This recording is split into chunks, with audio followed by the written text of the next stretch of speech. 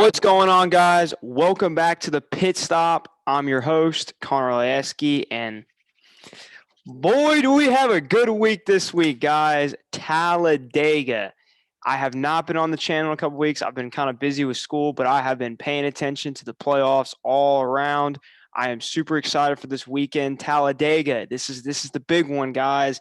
If you have not been paying attention to the playoffs, it is time to start paying attention because we are just with 12 drivers remaining in the playoffs going into Talladega, one of the most wild card tracks of them all, entertaining, the best of the best.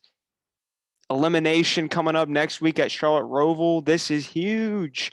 Obviously, only one driver has been locked into the round of 8, and that's Denny Hamlin off of the Las Vegas win. But since I haven't really got on this channel in a couple weeks, after that crazy stuff that was going on in Bristol with Kevin Harvick and Chase Elliott, I obviously did post a little bit on my Instagram account at the Pit Stop channel. I did go on there and give a little, rewind of what exactly did happen. I had all the posts of what happened on the track, what happened off the track, and how people took it.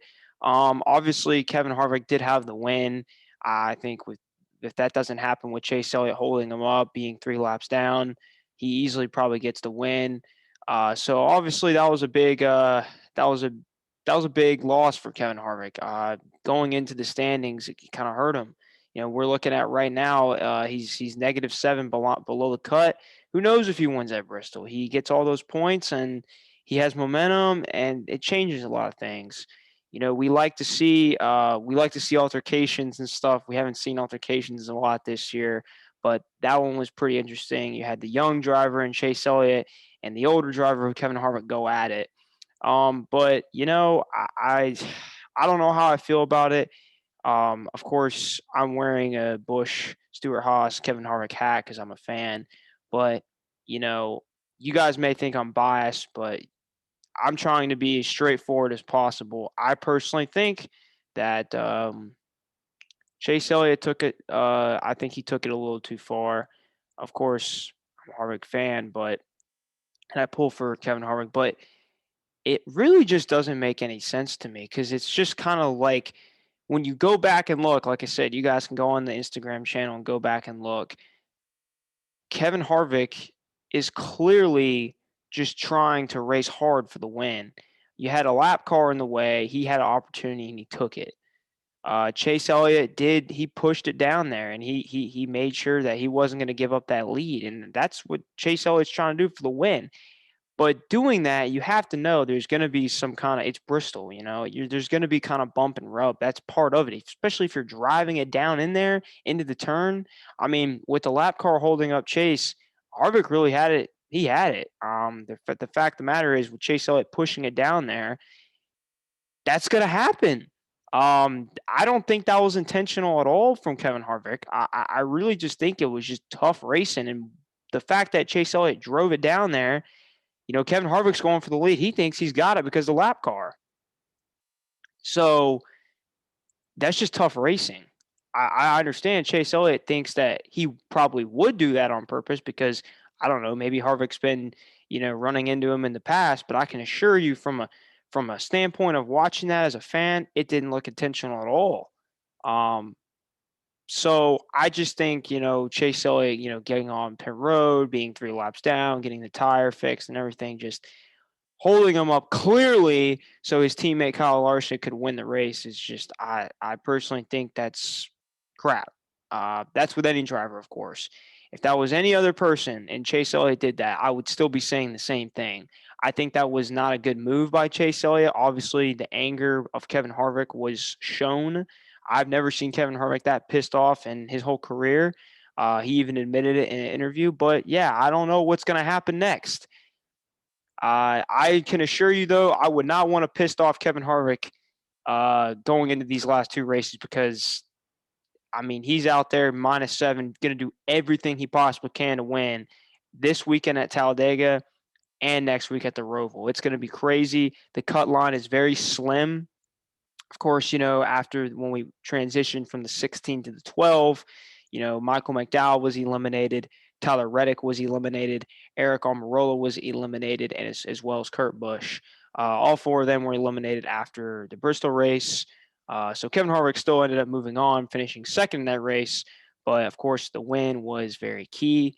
I really don't know. Again, I just don't believe that was a smart move by Chase Elliott. And we'll see if it comes back to haunt him. We'll see what happens at Dega, and we'll see what happens at the Roval. But before I show the standings, I did see a interview from Kevin Harvick that he kind of, I don't know, closed out the smack talk between them two at Las Vegas, I guess, before the race when a couple people asked him, and you can kind of tell it's still in his mind about it. If he gets a chance, you never know. But he said it was like talking to his 9-year-old. He said he was like talking to his 9-year-old son because like he couldn't even tell him the bigger picture. Which, in his defense, is he right? I don't know. But let me guys show you the interview because I think it's pretty funny. Because you go look at like Chase Elliott, and Chase Elliott's just kind of like, oh, well, I'm just putting this in the past. I really don't care. This is like the least I've ever, cared about an argumentation or a confrontation, I should say. But any argument, he's like, it's whatever. Whereas Kevin Harvick, he's still kind of, giving it to him like, you know what? He's still a kid. I can't talk to him. He's annoying. He's like talking to my 9-year-old son who's a temper tantrum. He's not letting it go. And I think this could play a factor still in this weekend at Dega. I'm just saying, but I'll let you guys decide, after listening to this. Like it's, I mean, 100% like the exact same scenario. They get hung up on one thing, and you can't speak to them about the broader picture of how the whole thing works. Like it was like speaking to them. So I have good experience because that's a daily process, day in, day out process. I don't know that I've ever been that mad. To be honest with you, that was probably the maddest I've ever been. It's just like I said, it was a chicken move. I'd rather be wiped out than have something like that happen. It was a 9-year-old temper tantrum over a situation that was put into place from the other vehicle that wiped you out. Took your chances from winning the race. So, like I say, you can't have it both ways. It can't go both ways. That's just not how this deal works. I don't care if you're the most popular driver or not. You can't race everybody side drafting, bouncing off their doors, and then slam into them. Just that stuff all comes full circle in this deal and has a funny way of teaching you. In fact, I care less about this confrontation than I ever have any other one in the past. So I don't know if that's just time, being around more. You just are focused on the right things a little more as the weeks come along. But I'm just looking forward to the race and ready to get going. Interesting. Very interesting. Guess Kevin Harvick hasn't let it go yet. I mean, honestly, hey, it's just something to watch, guys. I mean, hey, I think Kevin Harvick has a point. It's come full circle, and he's not going to forget it. Chase Elliott's like, hey, I'm moving on. I already got my payback. I didn't let him win the race. I'm above the cut line. I'm chilling. As long as you don't take me out, I'm good. Like I kind of see where that's both sides are a little bit different here. But yeah, Kevin Harvick definitely had some interesting words to say about that. But we'll see what happens at Talladega, guys. It's going to be crazy. So now that I'll move a little forward, I just wanted to get that taken care of because I haven't really talked about it. And, I wanted to make sure I get that out because I haven't really had a chance to, raise my voice about the altercation and how I felt about it. Obviously, just like I said, two people racing hard. I think Chase Elliott, I don't think he should have did that, but hey, it is what it is. It's part of racing. It's part of NASCAR. You got rivals, but it will be something to take note this weekend at Talladega and the Roval. But let's go ahead and check out the standings. So you guys can oops, turn that off. Okay, let's look at the standings real quick. So, of course, Denny Hamlin is now the locked-in driver for the round of 8 with the win. And I will say, a lot of people think that he's becoming a favorite to win the championship now. Maybe Kyle Larson has slipped down to the second driver. It's maybe between these two, Denny Hamlin and Kyle Larson. A lot of people said Larson was the number 1 favorite. Maybe Denny Hamlin's starting to get hot, and this might be Denny Hamlin's year. Of course, he really didn't win any races this year until it got closer to the playoffs, but this is the right time to get hot. He's actually been coming in a lot of top 10s and a lot of top 5s this whole year. He just couldn't find a win. Almost having a better year than he did last year with winning 9 races. So something to take note that he's actually doing better than he did last year. Just didn't win all those races, but he's putting himself in the same position as last year. He may be the favorite to win the championship this year. Denny Hamlin is really hot right now. We will see how he does in the next couple weeks, but regardless of his position, he will be in the round of 8 and somebody to look forward to, probably going into the championship 4. So Denny Hamlin, guys, keep your eye on him. He's going to be locked in. Kyle Larson is plus 57 points. More than likely, he's going to be moved on to the 8.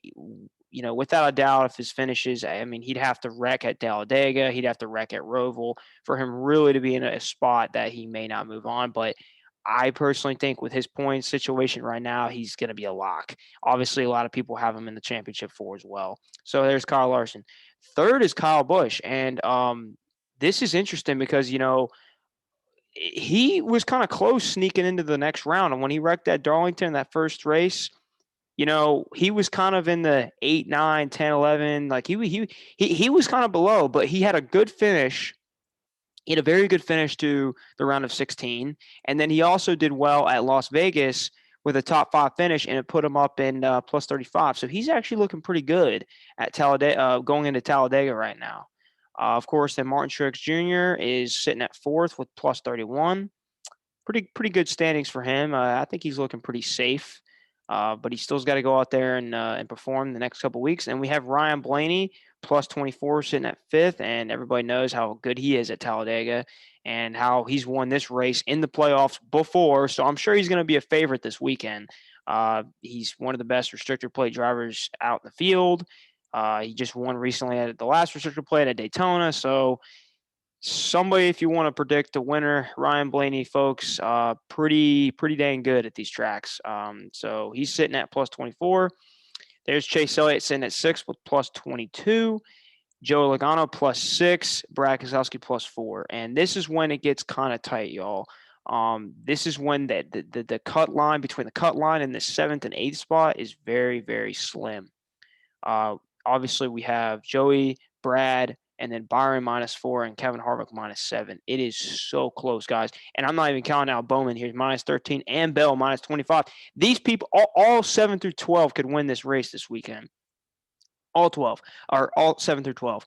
You know, Joey Logano, great restrictor plate driver. He's going to go out and try to freaking win. I mean, obviously, we know how aggressive he is at Talladega.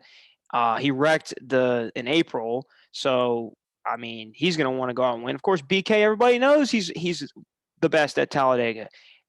BK, one of the best as well. And then you have William Byron. He's pretty good as well at restrictor plate driving. And then Kevin Harvick, who probably got robbed the last 2 times he's been at restrictor plate. Daytona was really tough. He was coming to Ryan Blaney on the last lap, gets taken out by Kurt Busch. And then you look at the Dega race. He's right next to BK. He almost had it. How much is he going to push this time and make different moves to win a restrictor plate race if he's in the front and does not wreck? This is going to be really interesting, guys. I am super excited for this race because I really, really think that one of these drivers down here, 7 through 12, is going to have a great opportunity to win. It will be a playoff driver, in my opinion, that wins Talladega. I don't think that somebody – I mean, I'm not throwing it out of there. Like, you know, you have Matt D, you have Bubba Wallace, you have Ricky Stenhouse, you have Chris Buescher. Obviously, you have all those guys that could easily win. But I'm just going on a limb here saying, hey, I think this is going to be a playoff driver. I think with these guys here, they're going to be racing hard. And I mean, obviously you don't want to get in a crash, but these guys need to win bad. Especially, 7 through 12 that are barely +6, +4, -4, -7, and so on. It's so close, guys.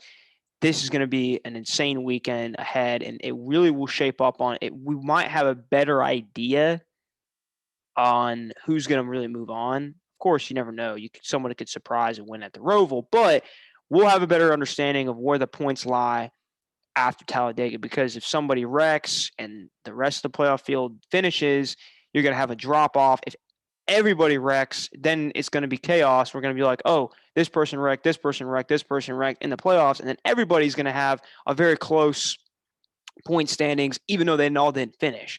So it's going to be a mix-up. I don't know what's going to happen. I'm really excited to watch. Tune in. It's going to be at 2:00 on Sunday. So afternoon races are back. We're done with the Saturday night. We're done with the Sunday nights. We're back to afternoon Sunday for the rest of the way. So I'm really excited. It's going to be great. I hope you guys stay tuned to my Instagram channel. I'll be posting some more content, especially when it gets to Talladega. Crazy finishes, crazy drama, all that kind of stuff is going to be on the Instagram channel. And I cannot wait. You may even have a reaction video right after Talladega, depending on the finish. But I just wanted to, inform you guys of all the recent stuff that's been going on, and we are super, super, super excited for Talladega. It's one of my favorite weeks of the year. Any restricted plate race, it's always my favorite. Talladega is a special place. We shall see, guys. This is going to be interesting. We're in crunch time. Stay tuned. Like I said, at the Pit Stop channel on Instagram, drop a comment, on this video if you guys have anything to say about that Chase Elliot, Kevin Harvick drama. I'd like to hear you guys' opinion. It'll be pretty interesting to see if he retaliates a little bit at Talladega after seeing that interview. He's not letting it go yet. He's I think he could definitely do something at Talladega. I wouldn't want to be pushing Chase Elliott if I'm Kevin Harvick, because Chase Elliott, man, he may turn you. But we'll see what happens, guys. Stay tuned on the channel. Stay tuned on the Pit Stop Instagram account, and we will see you guys soon. Stay tuned.